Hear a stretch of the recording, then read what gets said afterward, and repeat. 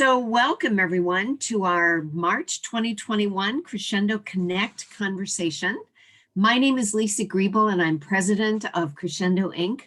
And I just love seeing all of the EI practitioners on our call today. So thanks for taking the time to be with us.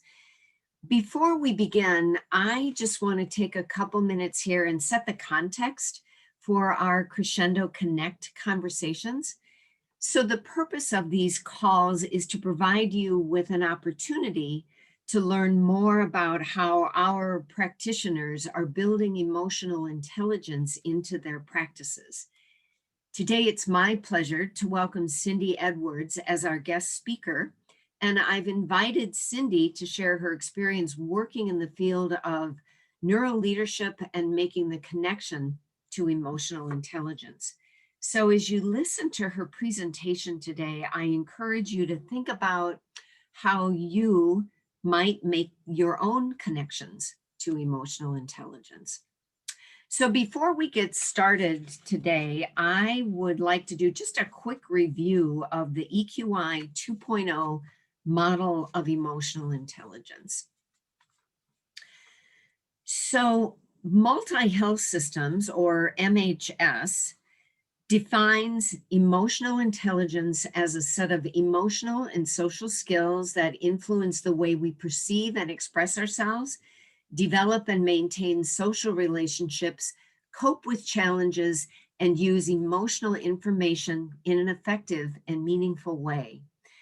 So emotional intelligence, as you look at the model, it's at the core of the model. And it's surrounded by these 15 emotional competencies, or EI skills.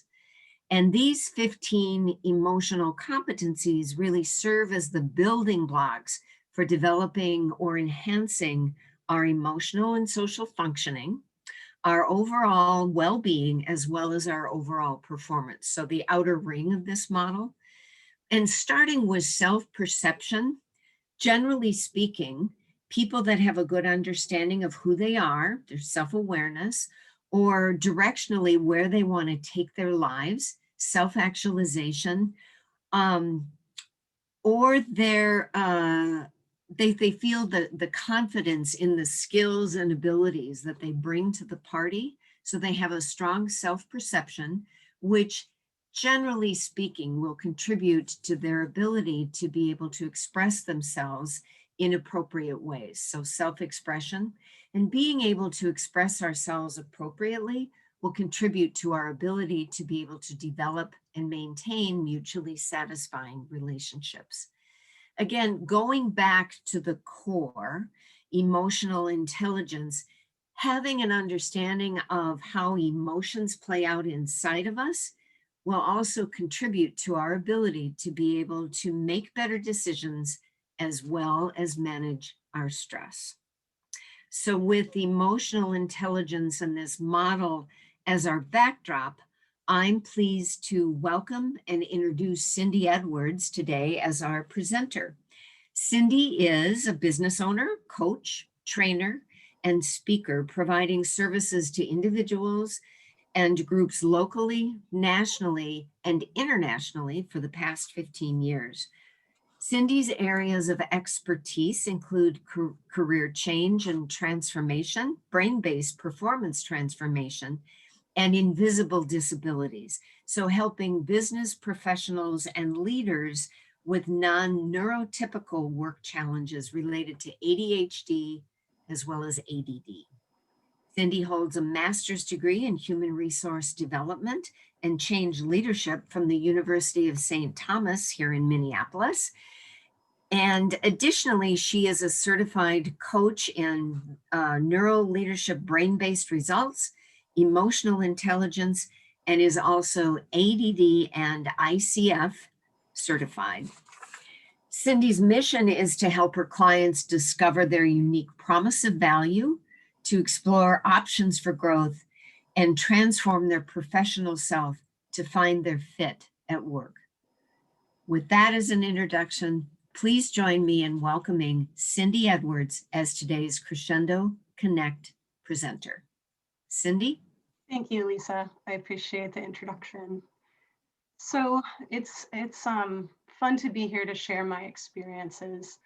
And many of you know me as a coach, but you maybe don't know my backstory as to why I'm so interested in neuroscience.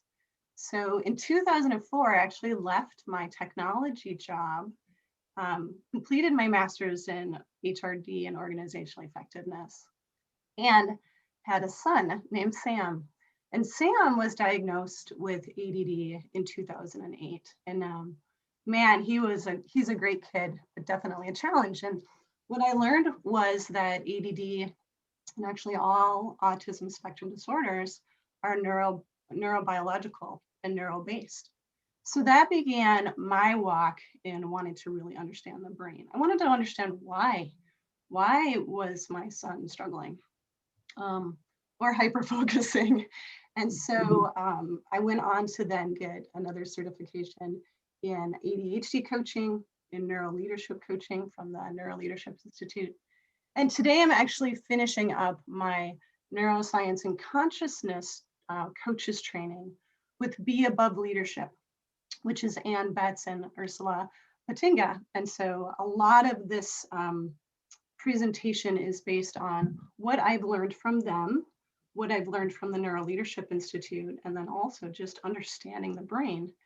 And it's impacted my coaching so much that I feel this need to share it with you and to bring you some information, hopefully some practical information that you can use in your coaching of when you're doing emotional intelligence coaching.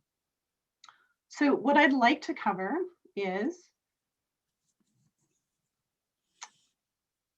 just touch on emotional intelligence and well-being versus stress, talk about the overall brain as a whole, and then I want to teach you a little bit about how to tune your prefrontal cortex and your hemispheres, and then we'll have some time for some questions.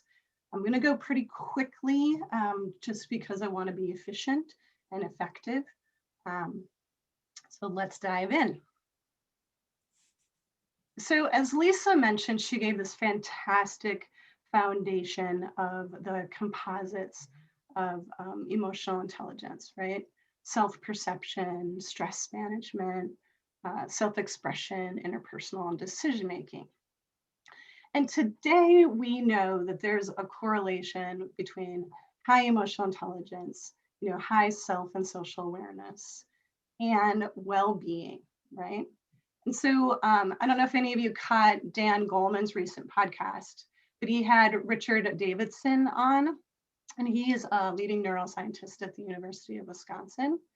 And he has these wonderful pillars of well-being, and I'll read them to you because I think they're great and you'll get the correlation pretty quickly. So he talks about awareness, knowing what's happening in your own mind. Even he talks about this meta awareness. Being able to notice when your mind is wandering and bringing it back. Connection is the second pillar. Having nourishing relationships. We've known this for a long time. Loneliness in this pandemic has been tough, right? Connection. Insight. Knowing the stories about ourselves in the voice in our heads, right? That self voice. And being able to pause and take a step back and believing the truth instead of the gremlins, which we know as coaches, most of us have gremlins. And then purpose, right? Being motivated by a sense of something greater than self. So you've heard these before. This is not rocket science, right? But great definitions of well-being and how I think they're very correlated to high emotional intelligence. So that's one side of the spectrum. The other side of the spectrum is stress, right? So we have well-being and stress, right? And we know today that threat response can decrease emotional intelligence and well-being, right? They're connected here. And we know that the common causes of stress are not feeling valued, high uncertainty, lack of decision-making power, lack of connection, lack of equity, right? We know that, right? Okay. So I can tell you that when I'm under stress, the first emotional intelligence skill to go is impulse control. gone. I could be super stressed out and I will flip over to my online shopping. Thank you, Amazon. And I like to shop. And I've had to learn to manage that, right? So what I want to ask you to do is to think about what is that emotional intelligence skill that you know just fails you when you're stressed out or under threat, okay? And maybe something that and just hold on to it and think about what would you like to do to improve it. So you can put it in the chat. I think when Lisa and I talked, hers was impulse control as well. We may see some themes, but feel free to just put what you think in the chat is the emotional intelligence skill you struggle with under stress. I'd like to kind of see those.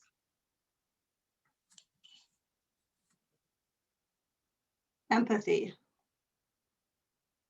Yeah, self-regard. Oh yeah, decision making. Flexibility. Oh yeah, we get rigid. Yeah. You know, another one for me is I get quiet and I lose my interpersonal relationship. Yeah, so I'm resonating with that for sure. Okay, so I'm going to ask you just to hold on to that as we walk through this presentation, and at the end we'll circle back to it. Okay, so hold on to that. So first, what I want to do is talk about the whole brain, okay, in layman's terms here, okay. And I think, and this comes straight from Ann Betts, and I love this, this idea of the brain being an orchestra. So I'm going to bust some myths here because I still even read books about the brain. And so you'll see in literature the reference to the triune brain or the 3-level brain or the layered cake brain, the reptilian, mammalian, and neocortex brain. And what we know today is that our brain just doesn't work in those levels, those layers. Our brain has evolved, we have evolved as neuroscientists, and in neuroscience that we have neural pathways and neural networks and different parts of our brain, like we have different muscles in our body, and it's all integrated. So I love this metaphor of thinking about it as you're the conductor and your brain is the orchestra with all the moving pieces, right? And we can differentiate those moving pieces and then link them together today so that we can have a more robust thought process and have a better, healthier brain, okay? So it's this great metaphor of thinking about your orchestra and controlling your sections. Sometimes your drums might beat loud, like when you're anxious, right? Sometimes your flutes might be drowned out, or your clarinets might squeak. So it's a really fun metaphor to play with. Okay, just some brain basics to kind of build this together. So most people know that our brain has neuroplasticity, which really is so cool because we can change our thinking, we can grow new pathways, we can create new circuits. No two brains are alike, right? Because your experience is different than mine, your learning is different than mine, and that's really cool. But what a lot of people don't understand is that all of those neural pathways from the beginning stay there. So if you have a habit or a past memory, it comes back, right? That's your neuroplasticity. It disintegrates, but it doesn't die over time. So it's hard to change habits. So I like this phrase that says, even if you've unlearned a negative experience, it still lingers in your brain. So very important to know as you're working with clients that may have gremlins, okay? Your brain is wired to see and then believe. So if you see the two lines on the screen, your initial response, are they the same? Are they different, right? We have this bias about what we see sometimes. Your brain, it's amazing, but it likes to be efficient and it likes to master things, right? So it likes to move from what's a state of conscious incompetence to unconscious competence, right? It likes to learn and it wants to keep learning and keep refreshing, but it likes to master things. And then finally, a big point here is that our brain is built to protect us. And we have brain bias because we like to predict things. We want to feel safe. We want to trust. We want to feel connected, but it's all with this idea of our brain protecting our body, okay? So with that, I'm going to introduce, some of you may have heard of Lisa Feldman Barrett, but I'm going to introduce her work. I'm not going to spend a ton of time on it, but I'm going to introduce it because I think it can influence our coaching. So Lisa Feldman Barrett has this new model called constructed emotions, where she's really talking about that concept of your brain protecting your body. And I'll just tell you a little bit about her classical view or her constructed view. So first, it opposes the classical view, which assumes that emotions happen to us, that they get triggered and you have a reaction, okay? Lisa disagrees with that, and she believes that we construct our emotions based on learned concepts, and that we have emotions that are based on predictions, based on what will happen based on those learned concepts. But it happens so fast that it feels like a reaction, where she's really saying, no, it's a prediction. Okay, so that's a pretty big thing to kind of think about. And again, I don't want to spend too much time here, but just recognize that she really believes that it's more of a prediction because our brains are always regulating and predicting to protect our body.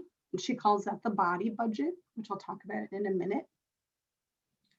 And this is all because we're trying to protect our body, okay?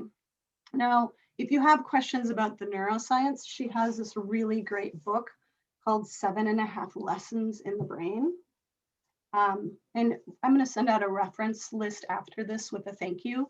So you'll get my reference list and books. But if you're looking for more neuroscience there, it's really great. I think the biggest takeaway from this new piece of neuroscience for me as a coach is changing my coaching question with the client. And it's saying, what are you predicting instead of what are you reacting to?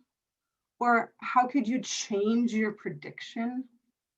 Or what positive prediction could you make around that? So this new neuroscience of constructed emotion, for me, the practicality is, how can I help my client think about their whole brain as a prediction machine? And as a coach, I'm probably not going to go into this deep neuroscience, but I might ask a different question. So I wanted to bring that up as part of the whole brain, because I think it's really powerful. And again, I could do a whole presentation on that alone. But Lisa goes a little further and talks about this idea of a body budget, which is so great. Okay, so this is really easy for us as coaches to kind of hold on to, is this idea of a body budget. So just like companies have financial offices to keep their body or their budget balanced, right? Your brain manages the budget for the accounts of your body. All right.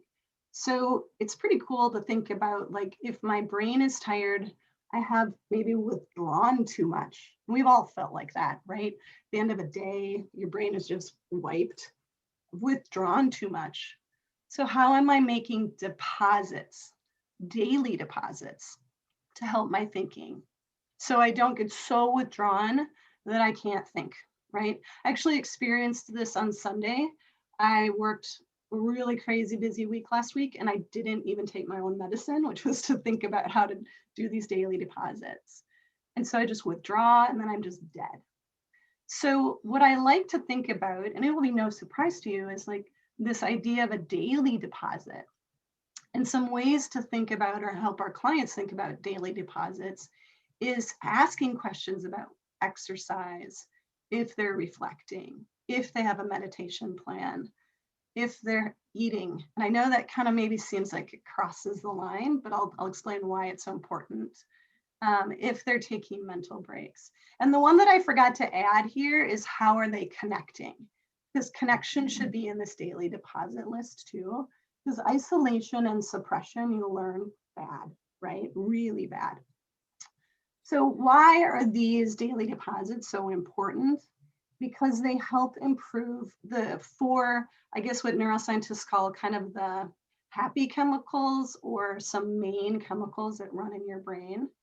And those are dopamine, which dopamine is your motivator, right? So we get it from exercise, we get it from a good stress. Serotonin is your mood regulator. Now, I was asking Ann Betts about serotonin, and she confirmed for me David Perlmutter's research that says 60 to 80% of our serotonin receptors are actually in our gut, our flora and fauna, which is why food is so important. So if you're interested in understanding serotonin and why food and your body budget are so important, I would suggest some David Perlmutter. He wrote Grain Brain and Brain Maker. We also have oxytocin, which is our bonding and our love chemical, which goes back to connection. And then we have endorphins that are created that help us manage our stress.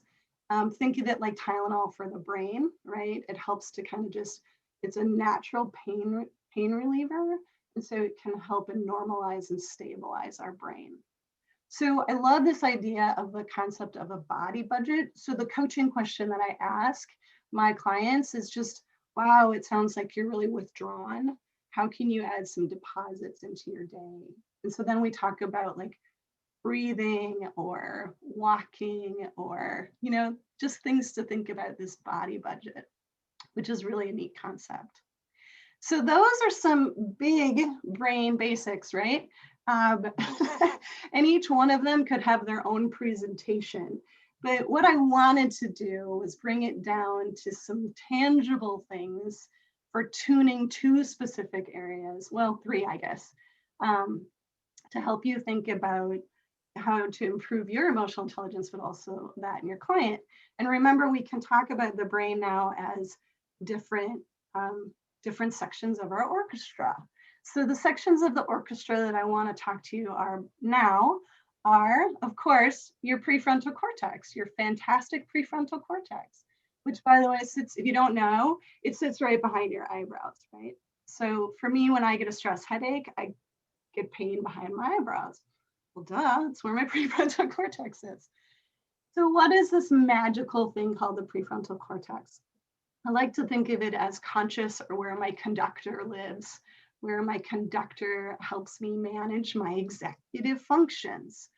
And the executive functions are, and I love this particular list by T.E. Brown. He's a neuroscientist, of course, right? He studies ADHD and autism spectrum disorder. But he talks about these very tangible executive functions of activation, starting something, focus, sustaining something, effort, adjusting and regulating effort, emotional control, managing threat and reward responses, working memory, so holding and retrieving information. David Rock talks about the prefrontal cortex as a theater and how the balcony is the memory. And so we have to go into the balcony for our memories and come back. And then finally, the other executive function is action. So monitoring action and completing something, right? We all get pretty tired and don't complete. So it's kind of fun to think of our prefrontal cortex as this conductor in a theater with different sections of the orchestra, and our brain as an integrated play, right? Pretty fun, or musical even, kind of a fun metaphor to think about it. So with a little bit of background in the PFC, I think one of the greatest things that I've learned about how to tune my PFC is a model that was presented to me from Be Above Leadership. And it's called the Goldilocks of the brain, okay? So if we think about your prefrontal cortex as a container, okay? And when the container has just the right levels of dopamine and norepinephrine, you may find yourself in flow. And when you're in flow, your executive functions are cruising along, right? Your memory is there. You can understand information that is abstract. You can run up to the balcony and run back down and retrieve the memory. You have better decision making, right? Flow. So this idea of just right for the prefrontal cortex. Now, when we are under stress, we have too much, our cup is overflowing. We have too much dopamine and too much norepinephrine, okay? Also, well, the opposite is true. When we're bored and we don't have enough in our cup, we have too little dopamine and too little norepinephrine. So this is how our prefrontal cortex work. And if we're stressed out or bored, we actually lose some of our executive functioning. And we have foggy thinking, like me on Sunday, foggy, poor impulse control. All I wanted to do was shop. Poor decision making, don't ask me to make a decision. My brain is fried. Lack of empathy and black and white thinking, rigidity, right? Okay. So this is a fun template, and I wanted to do a little play. I wanted to demonstrate. And so this is where I'm going to have Lisa come in. Are you ready, Lisa? I am. Okay. So this is how I approach this with my client. Sometimes I'll introduce this slide to them, but sometimes I'll just say, I'll explain a little bit about the prefrontal cortex. And then I'll say, for fun, I'll say, hey, Lisa, when you're in just right and flow state, what color is that for you? Well, for sure it's purple because, you know, it just is. What's going on in purple? You know, I think that purple is it's an interesting and complex color. But when I'm feeling in that just right zone, it's when I am creating something. And I always say it like creating something beautiful with my hands. So whether it is designing a training program for, you know, the really cool people that I work with, which would have all of you on my list, or if it's working in my garden, or I do a lot of crafting with wool. Yeah. So it really puts me in that purple zone, and it just feels like I'm in flow. Yeah, so creating is the key word here, right? Yeah, it is. So what color would you say is when you're in stress? Well, that would be red. So it's like, it's when I can't see anything else.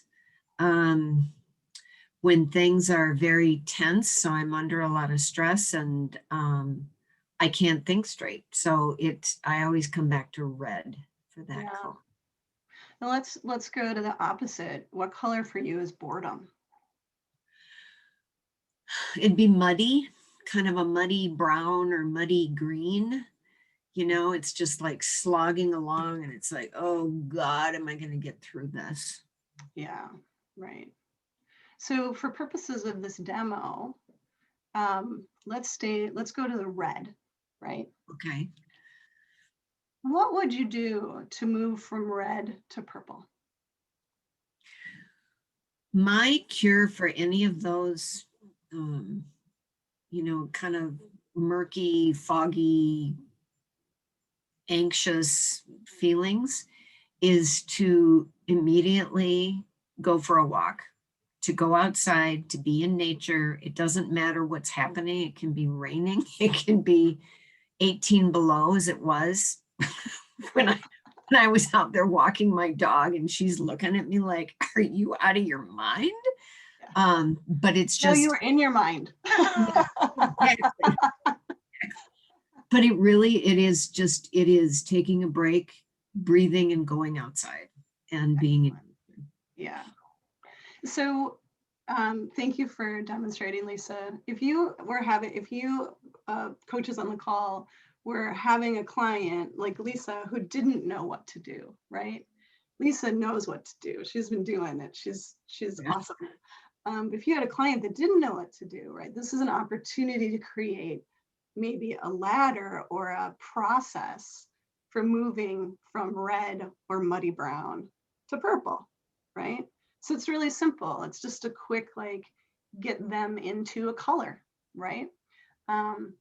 Which I think is just a fun coaching question to help you think about how you maybe look at stress and boredom. I also think this is fun because I could say, hey, what trips up, what causes you to go to red, right? So you could play with that, like what moves you down the slide and how do you catch that, right? Or what causes you to go to boredom and how do you catch that? So there's lots of coaching questions in here once you kind of understand that your brain, needs the just right amount to have those executive functions. And we know that stress tips us over, and we know that boredom tips us over. So it's just really fun to think about that way. Thank you, Lisa, for the demo. Thank you. Okay, so I wanted to quickly talk about the hemispheres next. And I'm watching my time. There's so much good stuff here. But I wanted to move from prefrontal cortex to right and left hemisphere. Now, thanks to Ian McGilchrist, we have this awesome book called The Master and His Emissary. And he has a documentary called The Divided Brain, okay? And he spent over 20 years looking at this. So in general, we know that the left hemisphere controls speech, comprehensive, writing, and math. The right hemisphere controls creativity, arithmetic, music, big picture thinking, okay? Hemispheres communicate to each other through the corpus callosum, which is fibers underneath the hemispheres and also between the hemispheres. And each hemisphere controls the muscles and glands from the opposite side, right? We know this if you have a stroke and you hurt your left hemisphere, your right side gets impacted. I like to think of hemispheres as the glasses, how I'm seeing the information. And what I found so fascinating when I read the book, His Master and Emissary, is this idea of inhibition, okay? So each hemisphere, right and left, and the connecting corpus callosum gives us this process of inhibition, which is the ability to step back and look at things from all sides and see the information. So in a neurotypical brain, inhibition helps us look at the stressful and non-stressful situations from all sides. So in a nutshell, it's awareness, right? Inhibition promotes awareness. So positive inhibition looks like the expression of truth, allowing us to really pay attention to our bodies and our emotions and having empathy, right? Good emotional intelligence. And Ann Betts and Ursula Potting call this above the line, right? It's a great thing to think about. Are you above the line? Whereas suppression appears in the hemispheres as fear, denial, anger, and it puts us below the line, right? Where we cannot be the observer.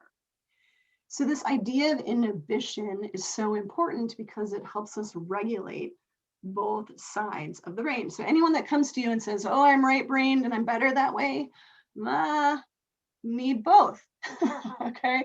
Or, oh, I'm left-brained, and we see a lot of left brain analysis logic, right? We need both, okay? So this idea of inhibition is really important. Now I'm going to show you my picture of the brain because it's really high tech, I tell you, okay? It's a circle because I'm not Lisa. Lisa is the artist, right? Lisa would have this beautiful brain, but I'm not. So I drew a circle. But I'm going to demonstrate the right brain, okay? It's the right hemisphere, I should say. So above the line in the right hemisphere, we have the seeing of freedom, empathy, cooperation, big picture, broader meaning. When we're below the line, or our clients are below the line, we may find ourselves in chaos, overwhelm, or anxiety, right? If you have a client like I do that has too many options, too stressed out, too many projects, they're overwhelmed, right?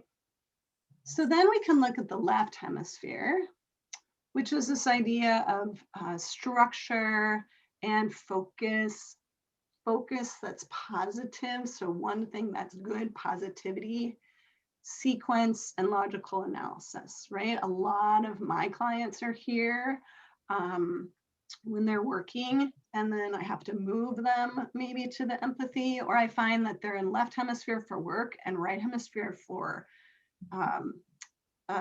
life. We alternate between the hemispheres all the time, so fast you don't even know it, okay? But below the line thinking of hemisphere is rigidity, anger, and denial, okay?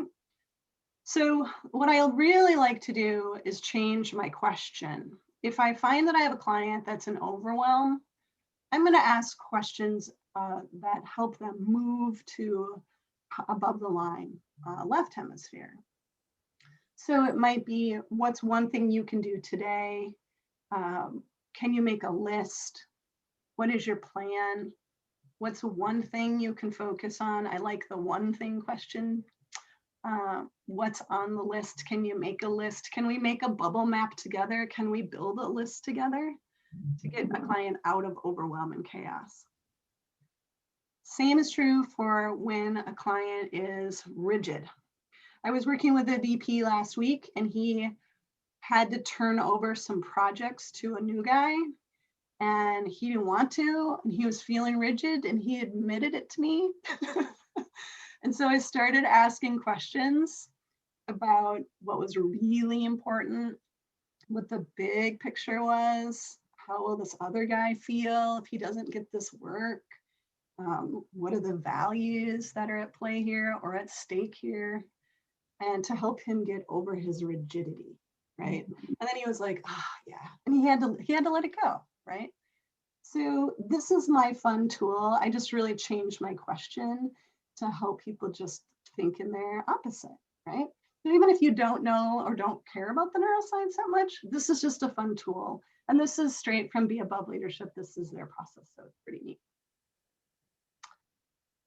So that's the hemispheres. So we talked about the prefrontal cortex and the hemispheres, and I know we're getting really low on time. Lisa, do I have time to go through my last slide real quick?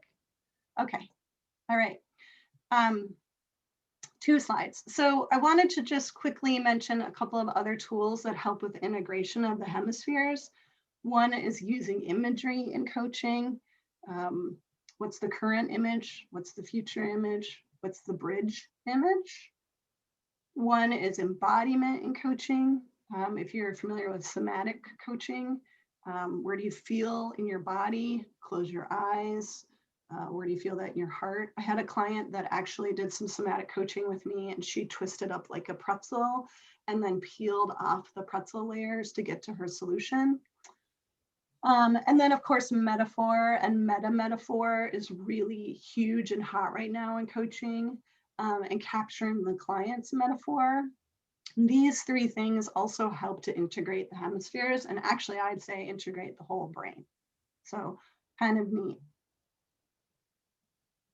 And then I wanted to end on where neuroscientists agree. The 5 ways that neuroscientists are agreeing that will help to decrease stress, because I think, well, there's a lot of opinions with neuroscience. And you have these in your handouts. I'm just going to go over them quickly because of time. So suppression is bad. Name it to tame it, right? What's the lion in the room? What's your circle of control? So what can you control? What can you influence? What should you let go? What's your why, right? What are your values or your purpose behind this? Very important. I think most of you as coaches know this. Reframe, right? So what's the opposite perspective? That's a great coaching practice, is to ask the opposite perspective to reframe. And then this is going to be no surprise, but the #1 stress reducer is mindfulness. And Sarah Lazar even has a YouTube talk on mindfulness, and that it decreases our physical brain from shrinking over time as we age. So that's pretty neat. But mindfulness comes in many forms: meditation, prayer, yoga, a walk, anything that will open up and clear your space so your mind is not full, right? So I'm going to turn it over to Lisa now. I know I've given you a ton of information, and I want to just honor our time and see if we have any questions. Well, thank you so much, Cindy. I mean, this has been really good. You gave us some very, very good information. I'm really grateful. I think we all appreciate the passion that you bring to your work, and thanks for sharing your insights. I think it was a great presentation. You know, I was listening really super carefully, and the one area that really kind of popped out at me, that resonated with me the most, was the brain's body budget. And I feel like I'm pretty good at making my daily deposits, you know, with exercise and rest and eating, right? Except you know, when it's Girl Scout cookie season. I seem to get a little conflicted with the Thin Mints and the peanut butter cookies, but you know, so anyway, thank you for bringing your wisdom to this group. And I'd just like to open it up to the group to see what questions you have. And of course, you know, you can unmute yourself and jump in with question, comment, observation, or you can absolutely jot something in the chat, and we'll take a look at that as we're going along. So anybody have some words they'd like to share?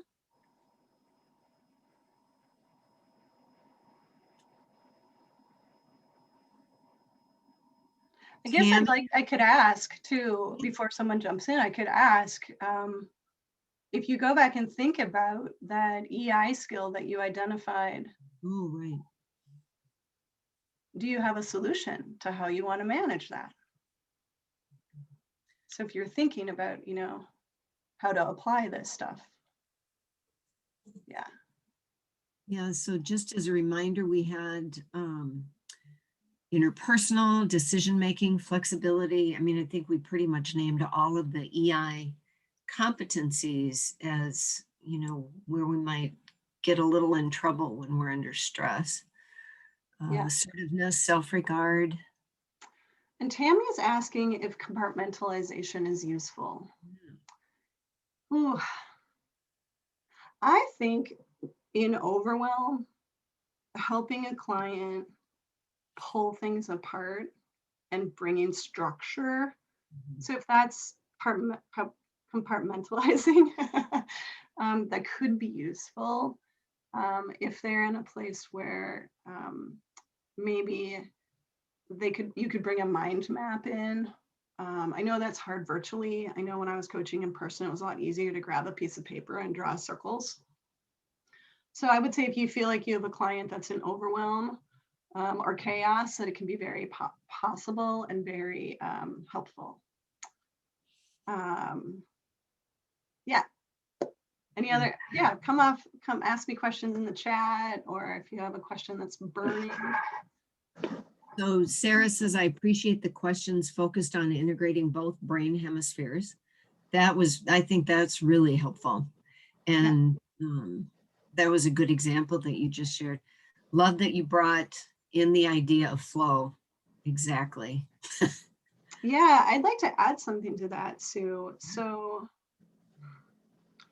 it's interesting because I've studied Martin Seligman's flow, right? Where he talks about skills and challenging work and then finding the balance. I've also studied, you know, StrengthsFinder and how strengths are important to flow. And so when I'm thinking about this flow state, now I can correlate it to my just right and my prefrontal cortex. So I might not ask a client, you know, I might ask them their color. I might never bring in the chemicals, but now I kind of have the chemical why behind flow state. And that's been really, really empowering for me as a coach. So I really am working more on asking questions about flow state. And if you're not familiar with Martin Seligman's work, that's authentic happiness and positive psychology. And old stuff, but still really relevant today. Yeah, the other guy with flow, who actually wrote the book Flow, was Michele Csikszentmihalyi. Yes. Yeah. It's always a challenge for me to pronounce it, and I'm sure I did not do a good job here, but that's a fabulous resource. So, Yeah. and I like the idea of being able to connect the brain chemicals to that state. Mm-hmm. Mm-hmm. Yeah. I would be curious to know if anyone has a solution for how to improve their EI skill under stress.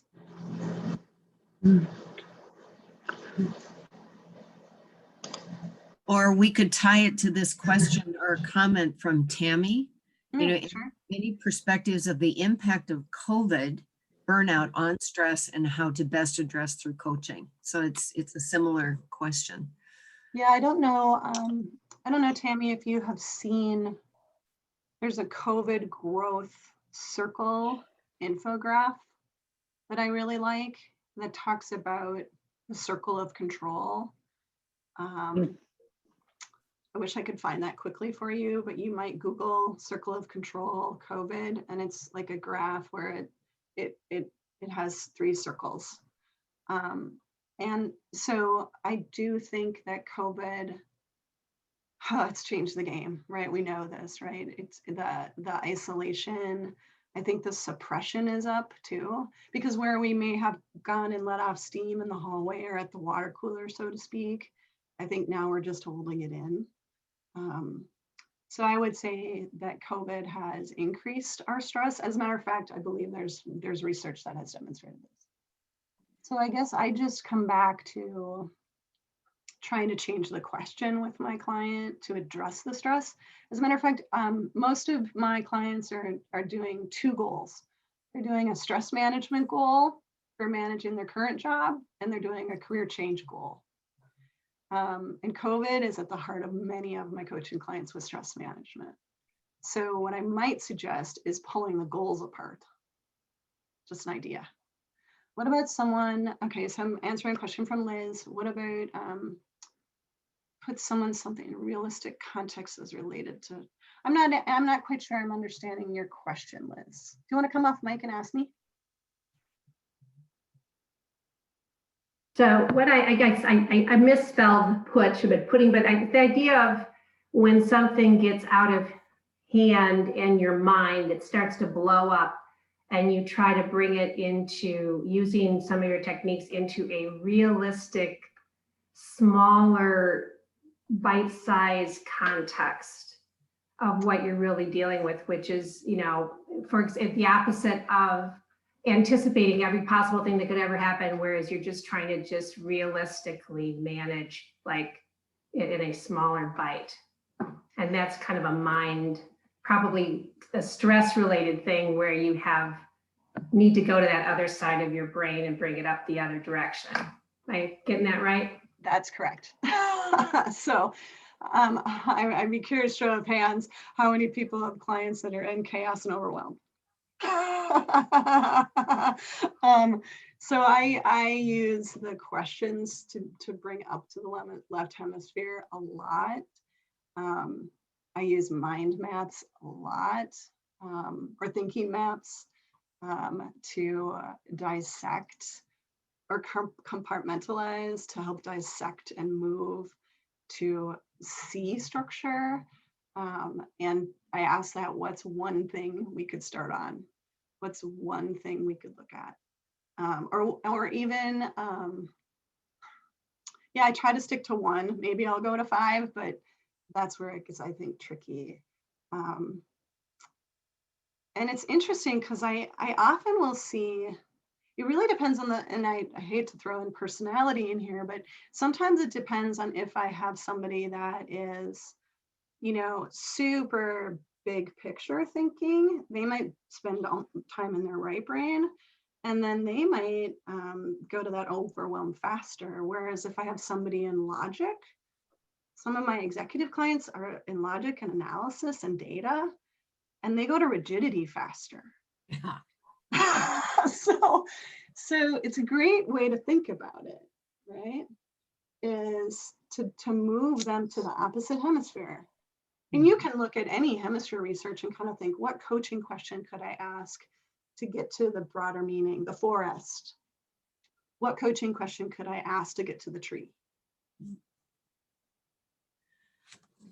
Well, I want to be respectful of your time today. So unfortunately, I'm going to have to come to a close with this Crescendo Connect, but it has been a terrific conversation. So thank you all for participating. Cindy, I wonder if you might be able to find that circle of control, and if you can send it to me, then I will be sure to include it in the follow-up email. I think that would be a nice thing to share.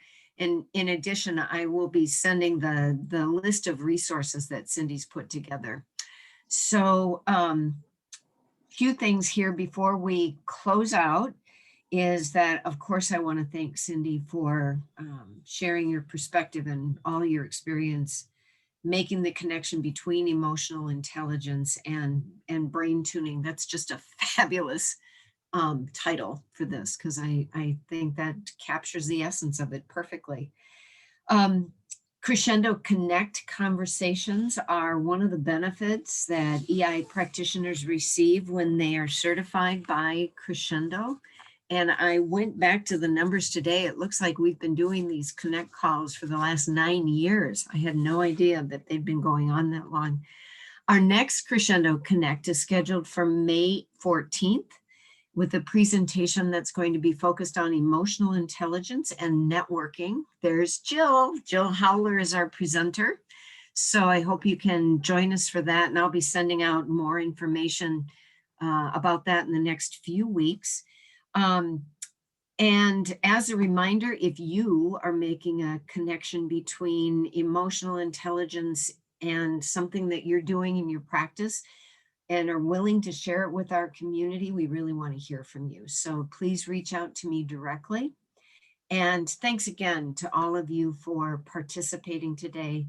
As I said, I'll be sending out an email later with a link to this conversation and all the other Crescendo Connects that we've done over the years. And Cindy and I are going to remain on the line here for another few minutes if you have some additional questions. So thank you again. We'll look forward to connecting with you, hopefully in May. So bye for now. Thanks all. Take good care.